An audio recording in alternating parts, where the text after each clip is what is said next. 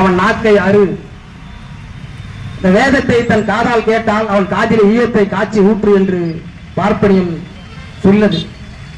இந்த பார்ப்பனியத்திற்கு எதிராக அந்த பெரியார், புரட்சியாளர் அம்பேத்கர் ஆகியோர் இந்த நாட்டை பண்படுத்தி பெண்களுக்கு பாதுகாப்பான இயக்கம் தாவேகா, பெண்கள் பாதுகாப்பு தான் எங்களுக்கு முக்கியம் என்று தாவேகா அரசு, விஜய் அரசு சொல்லிக் கொண்டிருக்கின்ற சூழலில் இன்றைக்கு எதிர்க்கட்சி தலைவர் மீது நடவடிக்கை எடுத்திருக்கிறார்கள். ஆனால் ஸ்ரீவைகுண்டத்திலே தமிழக வெற்றி கழக அரசினுடைய எம்எல்ஏ சரவணன் அவர்கள் தன் கட்சியை சார்ந்த ஒரு பெண் தோழருக்கு பாலியல் தொல்லை கொடுத்திருக்கிறார். அந்த அம்மா வெளிப்படையாக செய்தியாளர்களை சந்தித்து தனக்கு இப்படியான பாலியல் தொந்தரவு ஏற்பட்டது என்று சொன்னார்.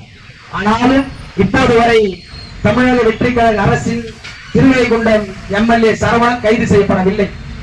இது ஓரவஞ்சனையா இல்லையா? இது அடக்குமுறையா இல்லையா?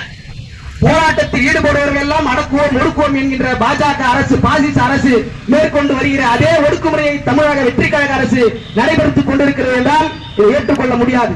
தலைவர் ஏற்று தமிழர்கள் இந்த உதயநிதி ஸ்டாலின் அவருடைய கைது கண்டித்திருக்கிறார். இது தேவையற்றது. நாளை சட்டமன்றம் கூட இருக்கிற வேளையிலே எதிர்கட்சி தலைவரை கைது செய்து அலைக்கழித்து வருவது ஏற்புடையது அல்ல என்று விடுதலை சிறுத்தைகள் எச்சரித்திருக்கிறோம். காஞ்சிபுரத்திலே மக்கள் மன்றம் ஒருங்கிணைப்பிலே அக்கா மகேஷ் அவருடைய ஒருங்கிணைப்பிலே ஐயா பாசறை செல்வராஜ் போன்ற ஒருங்கிணைப்பிலே இங்கே இந்த இயக்கம் கட்டமைக்கப்பட்டு நீங்கள் எடுக்கிற அனைத்து போராட்டங்களிலும் விடுதலை சிறுத்தைகள் உங்களோடு நாங்கள் கைகோர்த்து நிற்போம்.